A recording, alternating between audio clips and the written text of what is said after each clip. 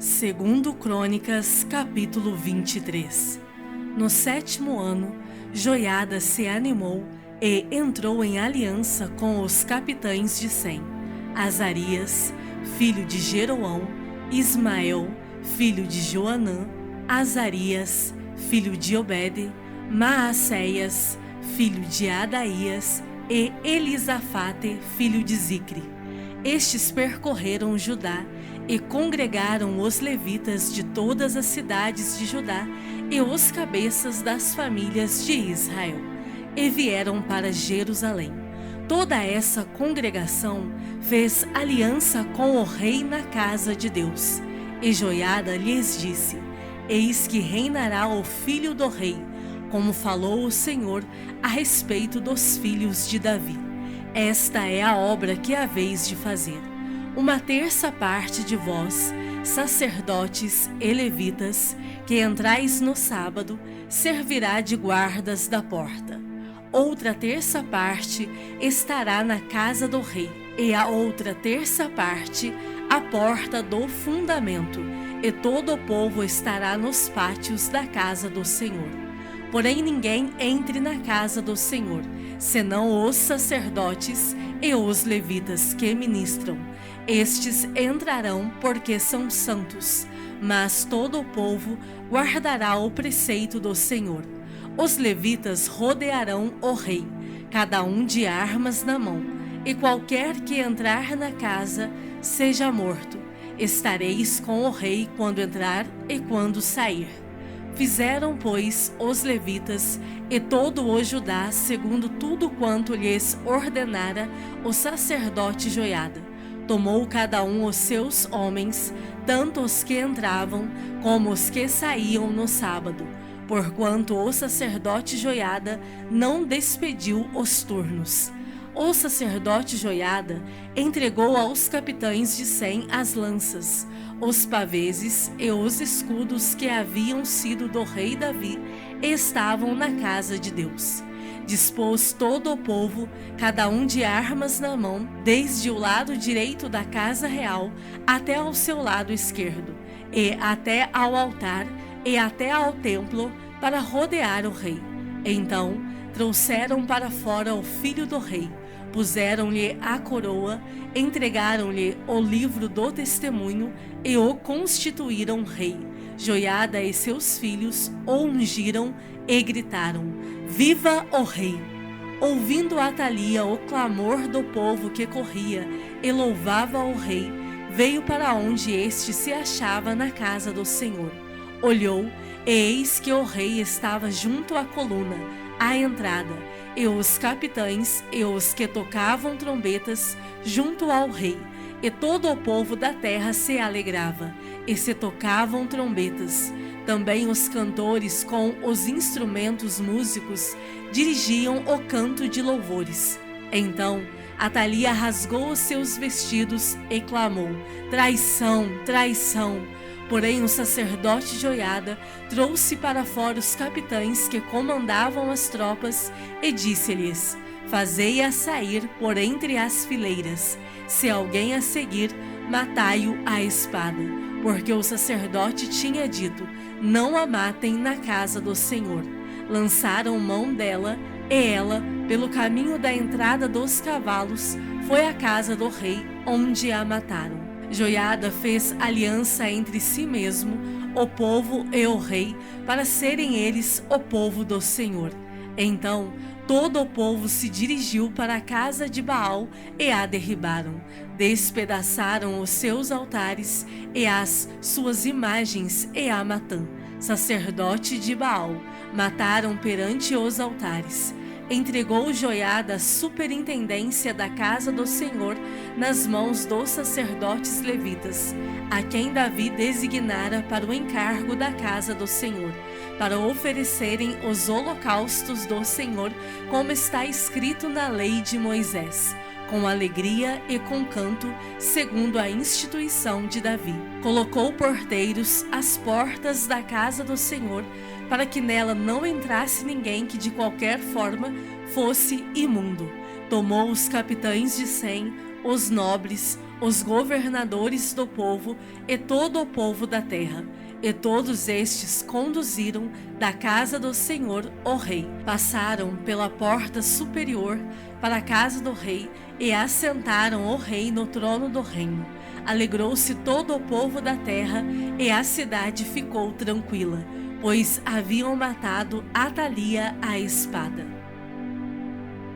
Segundo Crônicas, capítulo 24. Tinha Joás 7 anos de idade quando começou a reinar, e 40 anos reinou em Jerusalém. Era o nome de sua mãe Zíbia, de Berseba. Fez Joás o que era reto perante o Senhor todos os dias do sacerdote Joiada. Tomou-lhe Joiada 2 mulheres, e gerou filhos e filhas. Depois disto, resolveu Joás restaurar a casa do Senhor.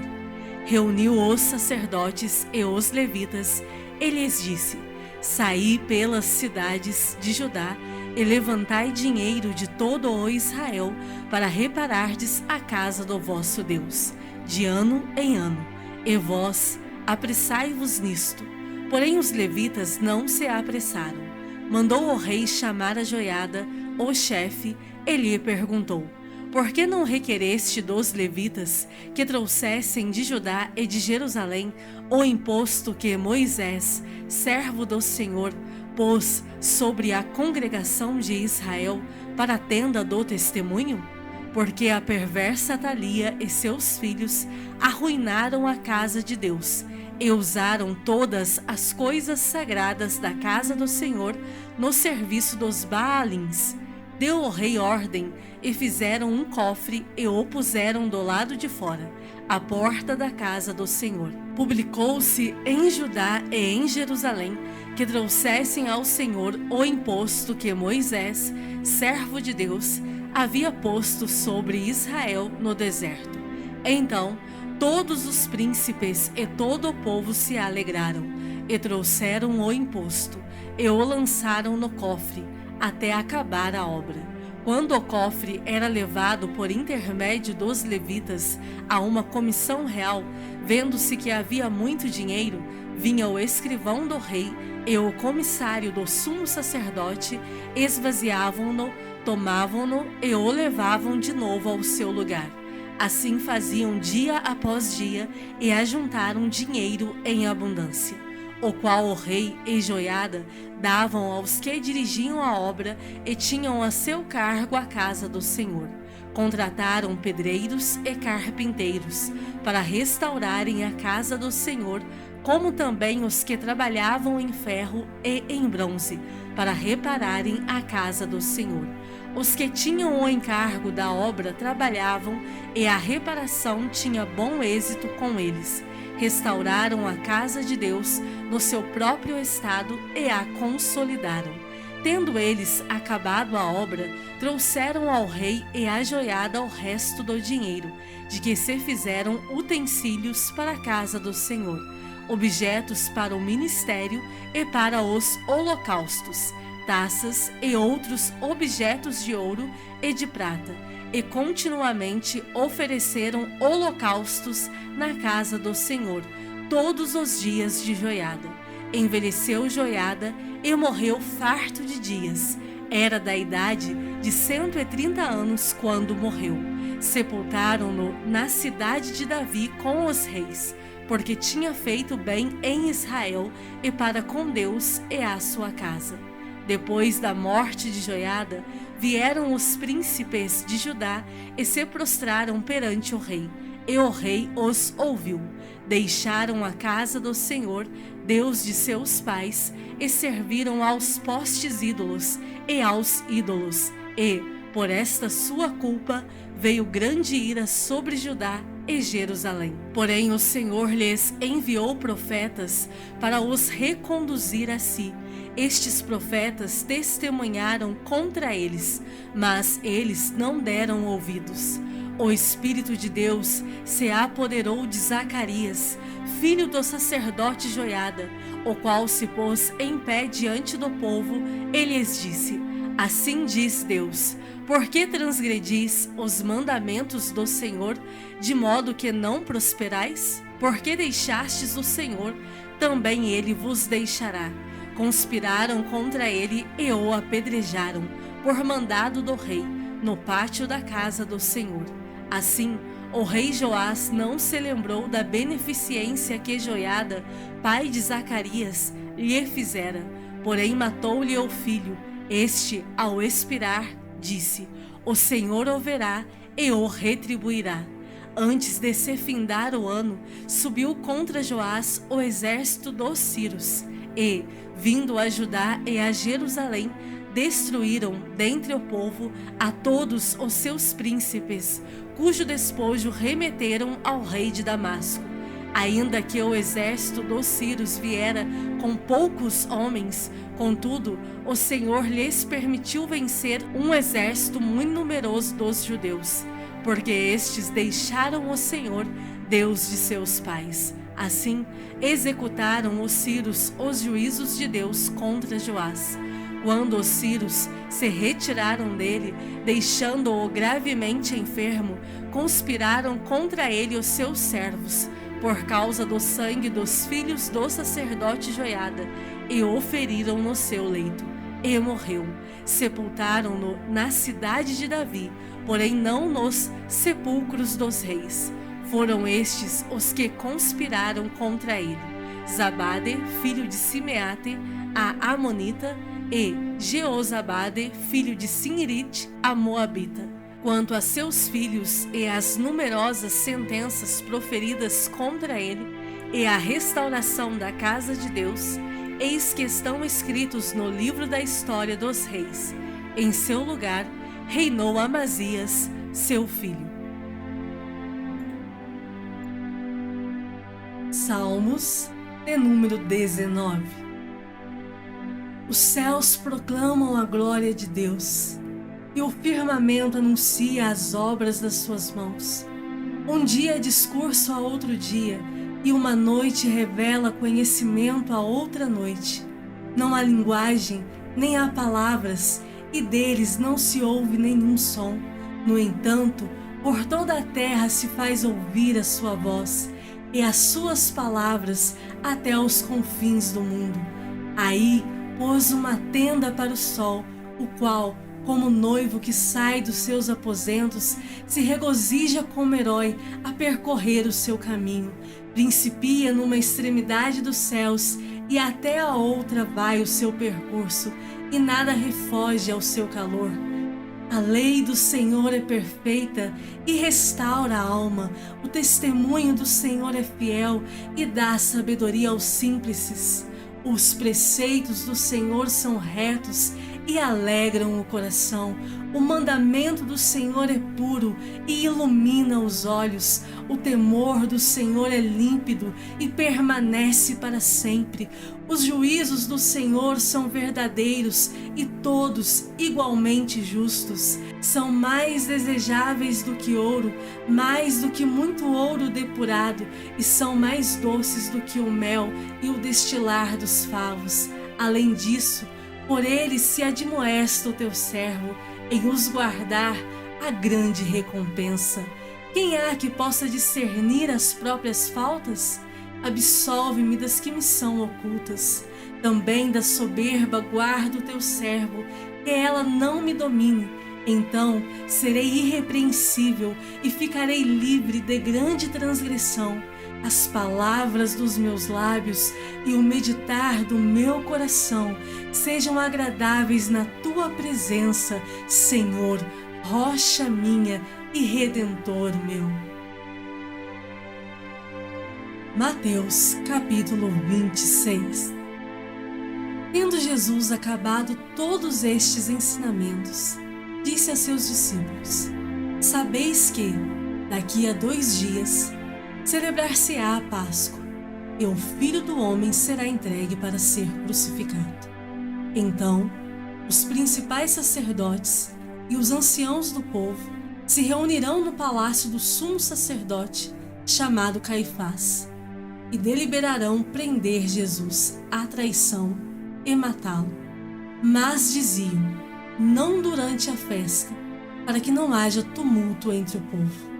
Ora, estando Jesus em Betânia, em casa de Simão o leproso, aproximou-se dele uma mulher, trazendo um vaso de alabastro cheio de precioso bálsamo, que lhe derramou sobre a cabeça, estando ele à mesa.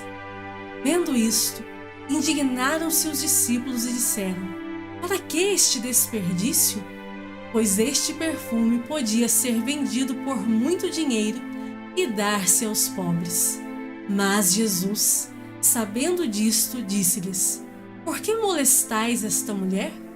Ela praticou boa ação para comigo, porque os pobres sempre os tendes convosco, mas a mim nem sempre me tendes. Pois, derramando este perfume sobre o meu corpo, ela o fez para o meu sepultamento. Em verdade vos digo, onde for pregado em todo o mundo este evangelho, será também contado o que ela fez, para memória sua. Então, um dos 12, chamado Judas Iscariotes, indo ter com os principais sacerdotes, propôs: que me quereis dar? E eu vô-lo entregarei. E pagaram-lhe 30 moedas de prata. E desse momento em diante, buscava ele uma boa ocasião para o entregar.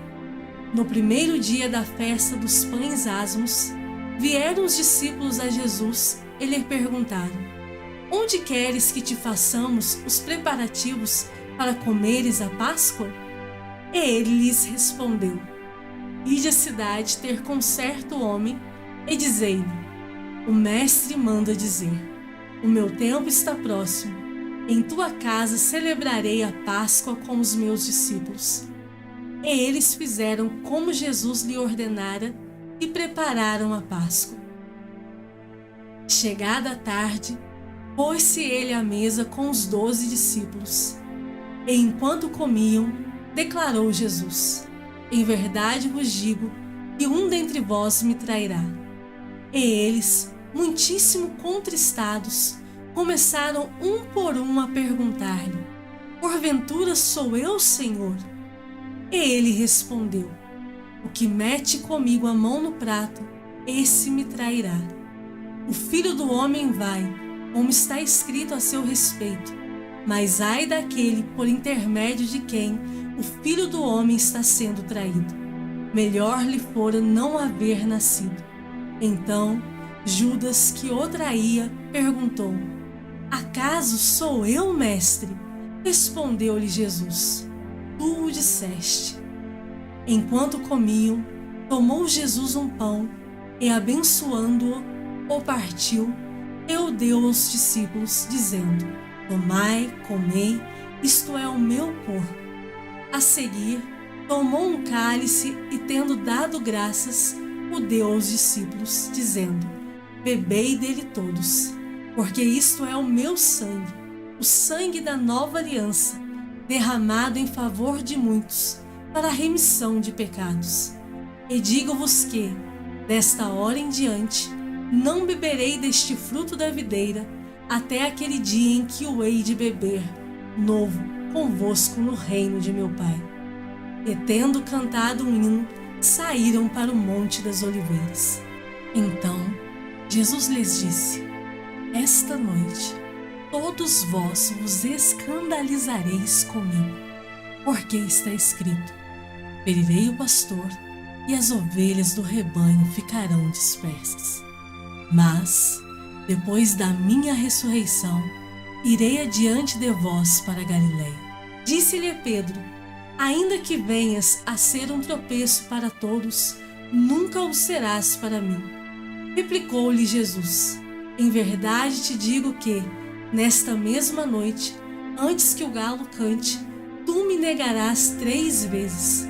Disse-lhe Pedro: ainda que me seja necessário morrer contigo, de nenhum modo te negarei.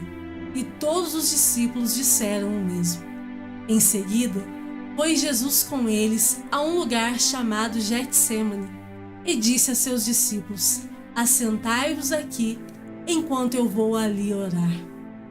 E levando consigo a Pedro e aos 2 filhos de Zebedeu, começou a entristecer-se e a angustiar-se. Então lhes disse: A minha alma está profundamente triste até a morte. Ficai aqui e vigiai comigo.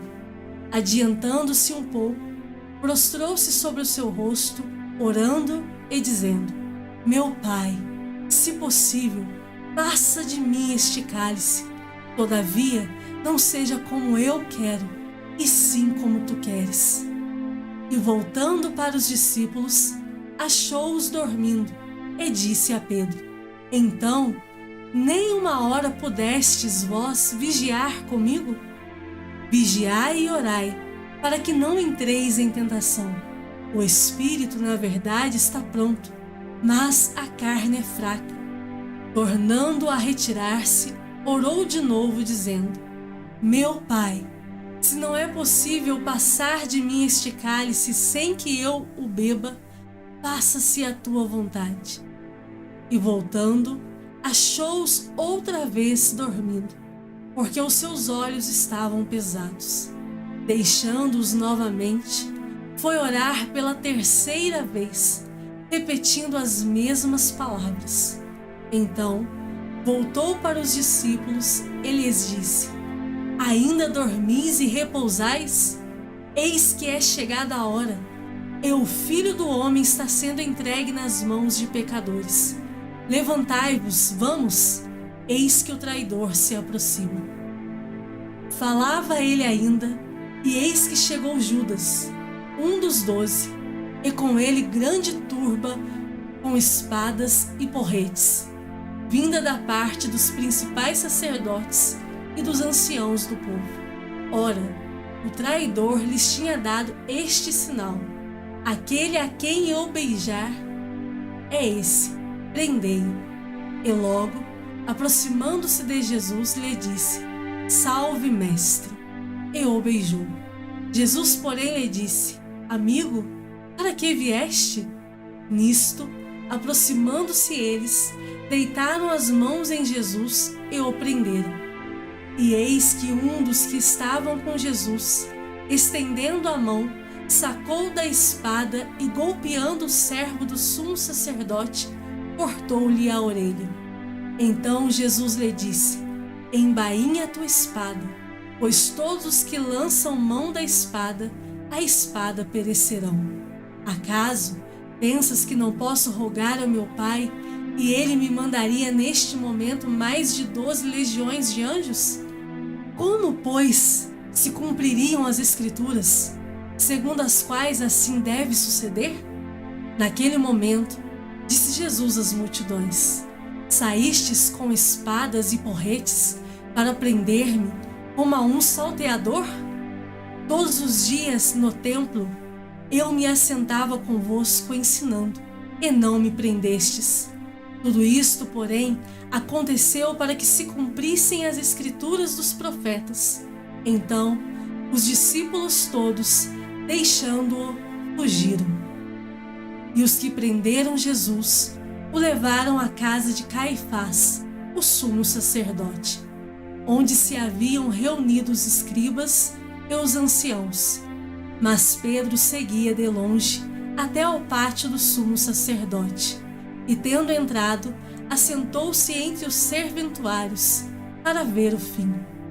Ora, os principais sacerdotes e todo o sinédrio procuravam algum testemunho falso contra Jesus, a fim de o condenarem à morte.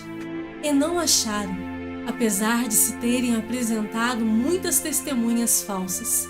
Mas, afinal, compareceram 2, afirmando: Este disse: Posso destruir o santuário de Deus e reedificá-lo em 3 dias.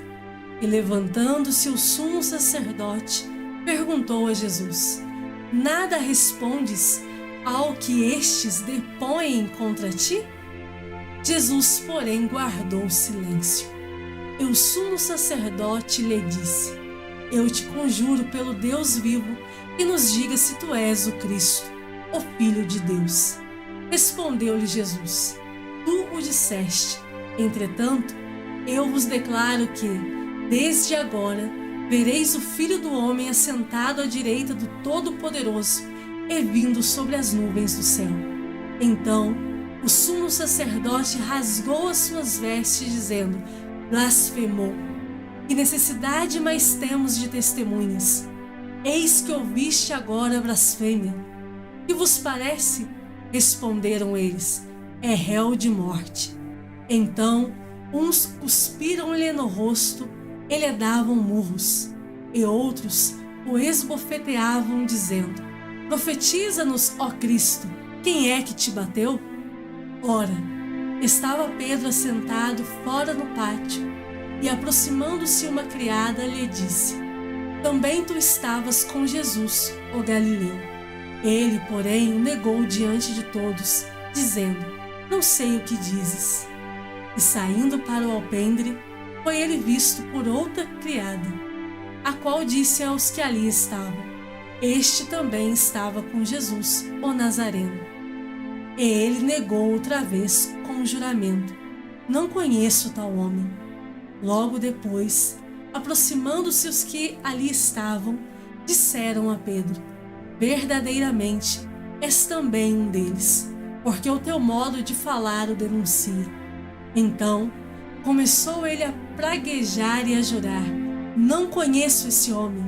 E imediatamente cantou o galo.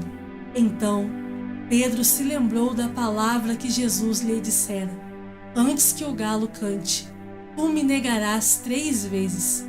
E saindo dali, chorou amargamente.